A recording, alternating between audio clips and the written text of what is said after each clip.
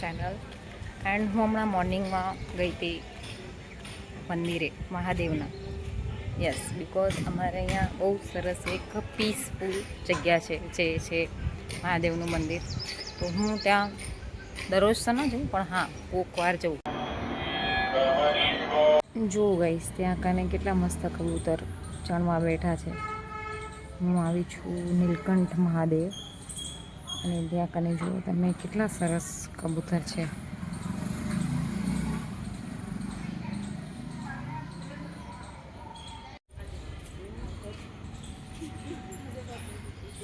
કેટલી મસ્ત આ ખાટી આંબલી છે.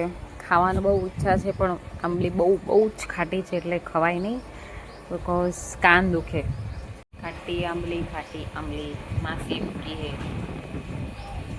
તો બહુ ખાટી હે.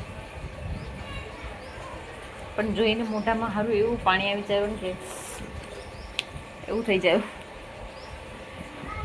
પણ ટેસ્ટ કરશું, ટેસ્ટ કર્યા વગર તમે જ રહેવાય.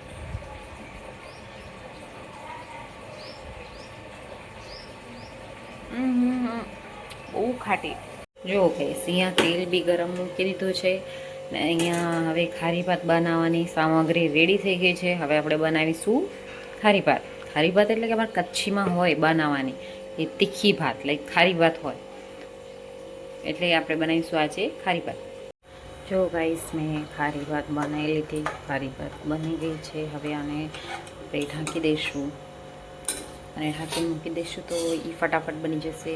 આનો તમને લાગતું હશે તેલ કેટલું હોય, પણ મારે કચ્છીમાં આટલું જ તેલ ખાવાનું હોય.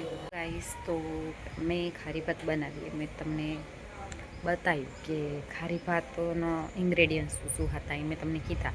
પણ હવે પહેલાં મેં ખારી ભાત તો ચૂલામાં બનાવતા, સ્પેશિયલ ખારી ભાત ચૂલામાં બનાવતા, બિકોઝ એમાં જે ટેસ્ટ હોય ને ખારી ભાતમાં ચૂલામાં આવે એ ગેસ ઉપર જો ગાઈસ આયરો અમારો દેશી ચૂલો. આ ચૂલામાં અમે કોકર ખારી ભાત બનાવીએ. જો ગાઈસ ત્યાં કને ને તારક મહેતા કા ઉલ્ટા ચશ્મા ચાલુ હોય અમારા પાડોશીના ત્યાં. આ હે ડેલી રૂટીન. આ અમારો સોસાયટીનો રસ્તો. અહીંયા અમે દરરોજ આટો મારવા. ચલો પાછા જઈએ.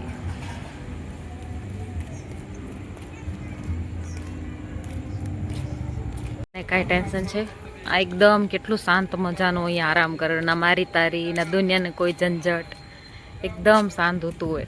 ના બ્લોગનું અહીંયા એન્ડ કરીએ અને મળીએ કાલે નવા ટોપિક સાથે. બાય.